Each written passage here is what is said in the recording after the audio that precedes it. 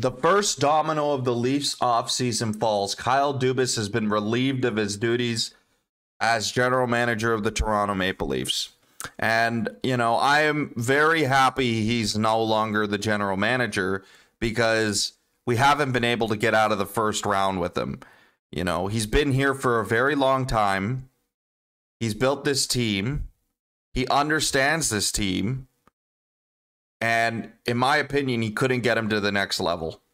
And he's made some moves, which we'll get to, that have hindered the organization and their success and making runs deeper into the playoffs. But, something had to give. And we finally lose a major pillar of the Maple Leafs. And I think I think a lot of people are upset because of the guy Kyle Dubas is. And I have the utmost respect for the guy Kyle Dubas. But as the general manager, Kyle Dubas, I'm not a huge fan of his work. I just don't like how he's gone about things. And it's not like for me on this channel, I'm an tough guy, get out there, punch a guy in the face. No, I'm actually not that kind of. I just don't like the way he's handled his assets. It just blows my mind how he's handled assets, who he's brought in. The Leafs have a finite amount of cap space, and he squandered it on players that, like Matt Murray, for instance. Like, come on, right? But something had to give. Players, coach, GM. I think we could see all three change. I don't know how this is going to affect the whole team, but what really shocks me is Kyle Dubas was not fired for performance-related reasons. Brendan Shanahan wanted this guy back. He was set on Dubas coming back. Dubas is his guy. It's him and Dubas all the way, no doubt about it, but Dubas began to flip-flop a little bit on, I respect that the job, the Toronto Maple Leaf general manager position is probably one of the most stressful jobs in sports. You have fans breathing down his neck all the time, unhappy. It's super stressful. And, he's got to think of himself and his family, okay? I understand some of you might say he gets paid to handle the pressure, but you know what? It's a tough job, and you got to respect that. But his commitment level wavered in that press conference earlier, and Brendan Shanahan began seeing a future without him, and that was that. That pretty much did it. He came back saying he wants to be general manager. His sent a contract over. Substantial pay bump. You know what? I don't know how Kyle thinks that he deserves a substantial pay bump after the success, quote unquote, he's had. Maybe he's looking at it like Toronto Maple Leafs, the richest organization in the NHL. I could get whatever I want from them. Maybe he's looking at, the players got whatever they wanted. Why can't I? Maybe this was an offer that said, yeah, I want to come back, but only at this number. Or maybe it was an insult number just so the Leafs would be forced to do this. It doesn't matter. The way the whole situation, in my opinion, was handled, I think is kind of a reflection of the team. In a sense that, Dubas wanted more money and the players in their negotiations wanted more money. And Dubas folded to three guys. They didn't have to sign Tavares. 3 guys he folded to and gave them money. And maybe he thought he could do that with the organization too. But it's not. I think this here is a direct shot to the players as well, and the way they went about this negotiation. And I think this sends a message that we're not going to be pushed around anymore. And I think that's what we need. How is this going to go over with the core 4 or, whoever? Austin Matthews especially, because honestly, he's the only guy I care about and how this affects him, because he's tight with Dubas. He says he wants to come back. How does this change his mind? Obviously, it's going to push things back, but Matthews is going to let the situation develop. I don't want to say Matthews can go ahead and hold the organization hostage, bring in one of somebody he respects. You got to do what's best for the organization. You can't yield to Austin Matthews. I'm sorry. You have to make the best moves. Now, the guy in charge, Brendan Shanahan, is he going to bring in the best guy? I don't know. I don't even know if he's the best president for the job. He certainly isn't, but he allowed 9 years of one round of playoff wins. One round. 9 years. Right? But this has so many implications on the future. And I think fans wanted Dubas back just because he's the guy that is most likely to re-sign Austin Matthews. And he has a connection with all the players, right? And, you saw Spezza resign right after, too. He has this connection and this network with all the players. And I think that cutting ties with him should send a message to everybody, but it also may sour people because the Leafs are entering one of their biggest stages of the franchise history here because their contracts are coming up again. It's the same situation when they came off their ELCs. They're coming off their ELCs. They're up for a negotiation. They're up for another negotiation. Now, the next guy in charge has to handle this. And whether it's that whiz kid in Carolina or Tree Living from Calgary, even though he's technically a free agent, technically, yes, a free agent, but not at the same time. It's odd, that situation. Whoever it is, I don't know. First of all, I don't know the right guy for the job, but they got to handle one of the most delicate situations because the Leafs can't get Tavares. They cannot. They cannot let him walk for nothing. So the new GM, Shanahan understands the new GM has to come in short order. It has to be done in a week or two. He doesn't have time. He's got to get on that private jet and start flying around because he needs to hire his guy and he's got to fall in love with somebody and get who he wants.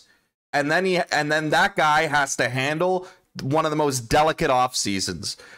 Keefe's gone, in my opinion, too. I should just throw that in there. I think he's gone. I don't think he should be coach of the Leafs. Like Dubas was talking about his adjustments. I think the way they've played, their system is flawed. I just think it's flawed. I didn't see a lot of driving the net. I didn't see a lot of pucks on net. I didn't see a lot of screens. The Leafs didn't fight back at all. Bennett was just allowed to do whatever he wanted, and there was no fight back. There was no sucker punches or headshots. Like the Leafs are such a clean team. Florida got away with murder so many times. The Leafs didn't attempt to do it.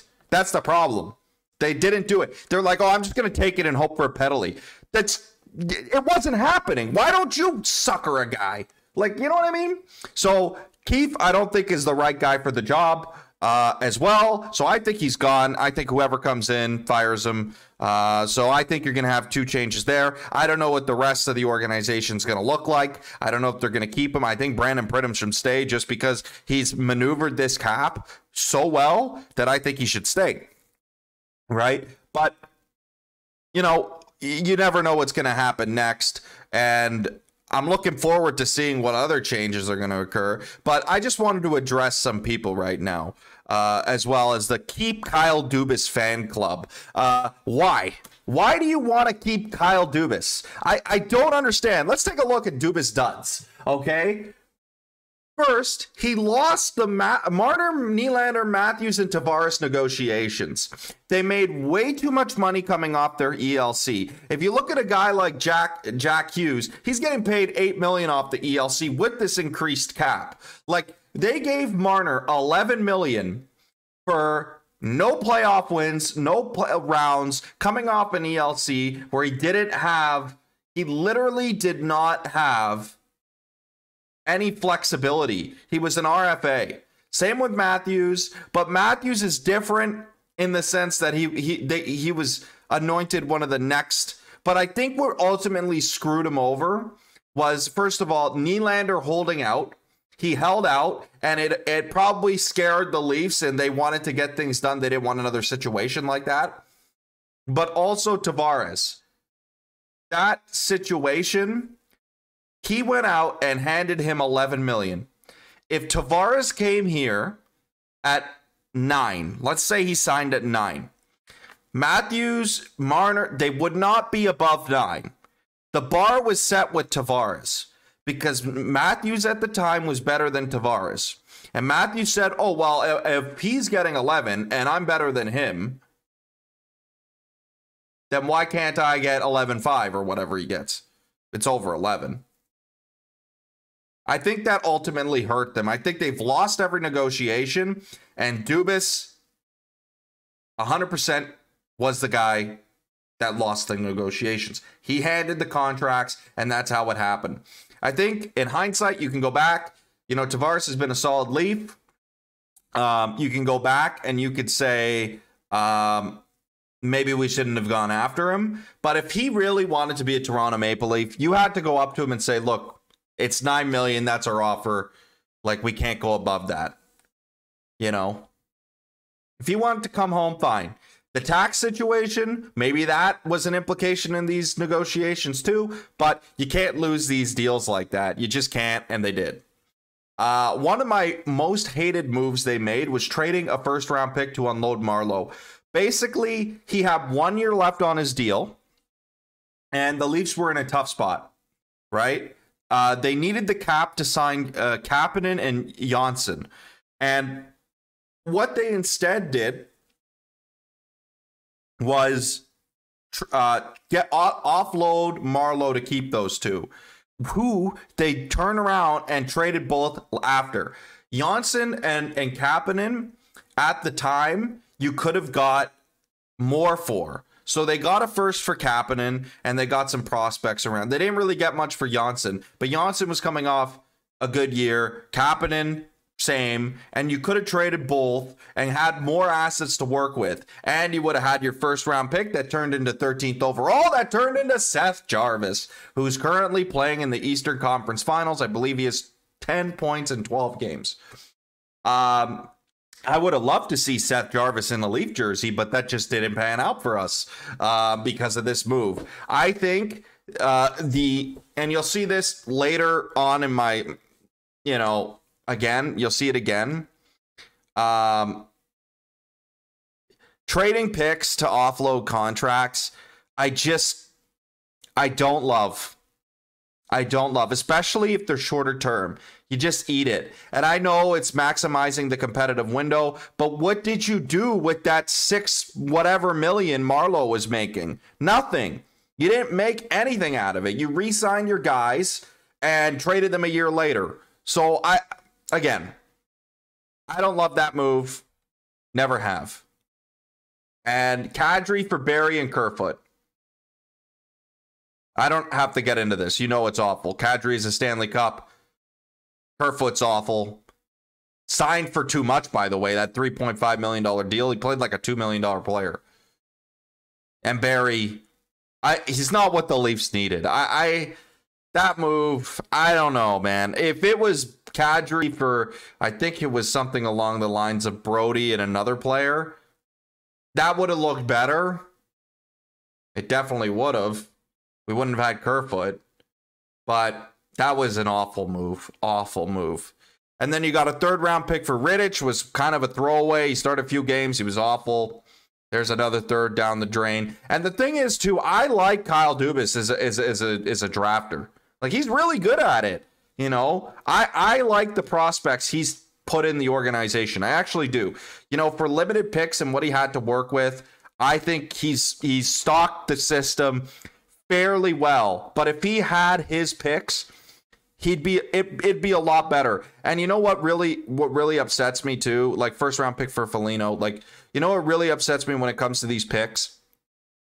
Like, the Leafs have the thing is, there are going to be a team that needs ELC deals. They're always going to be that team. They need the cheap young contract, like Matthew Nyes.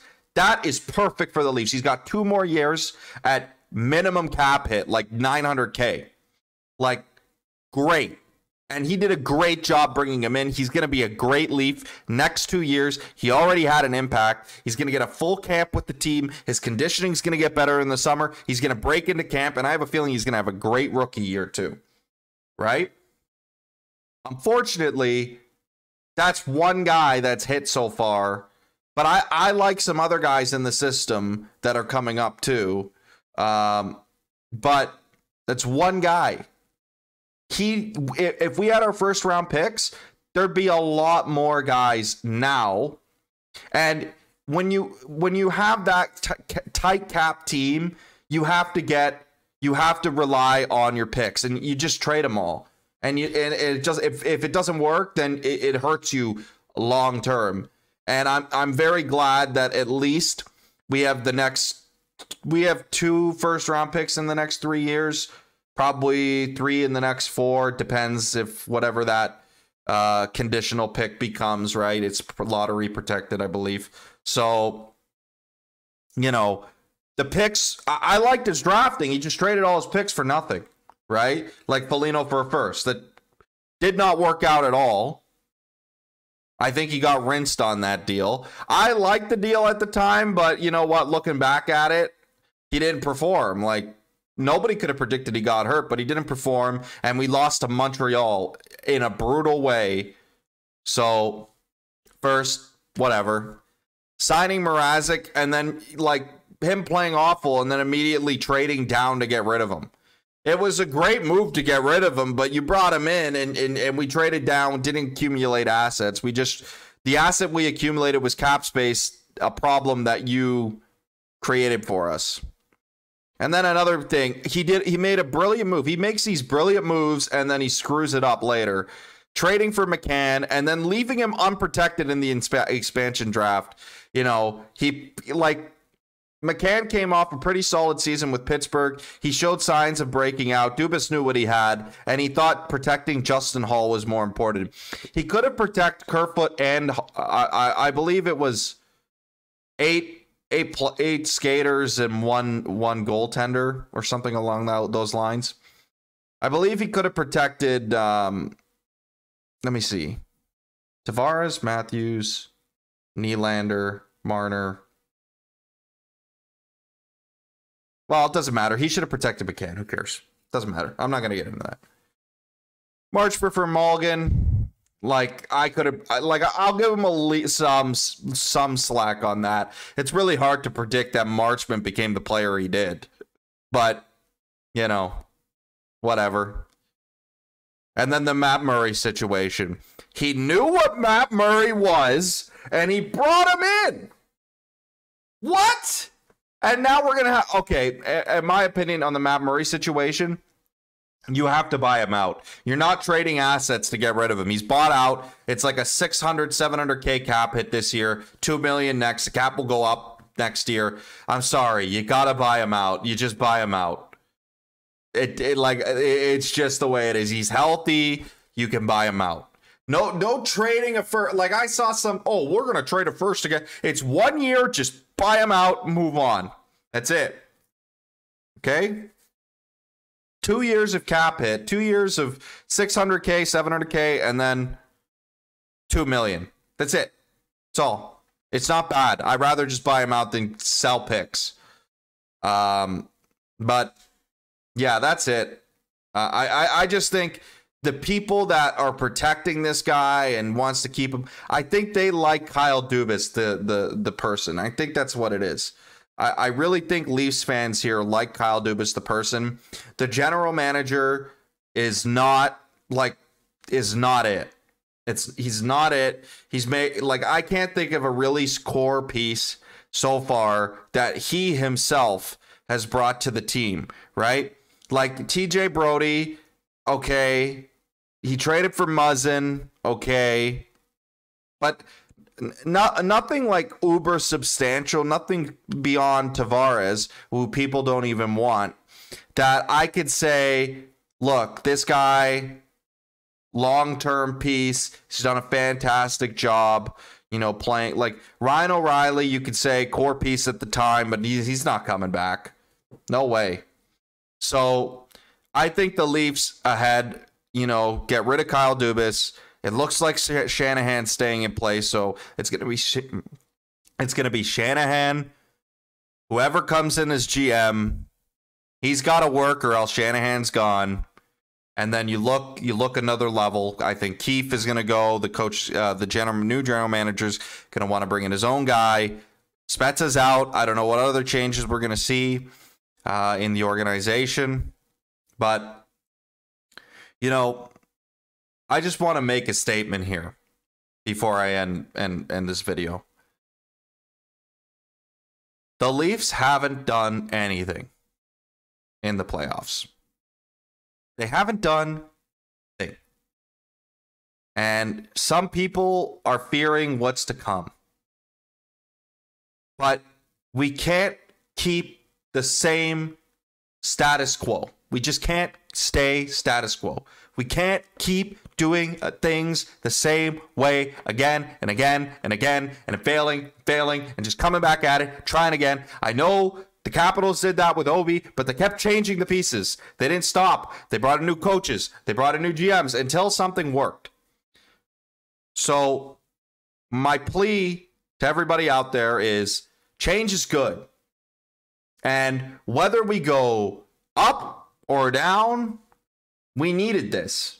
The Leafs needed this.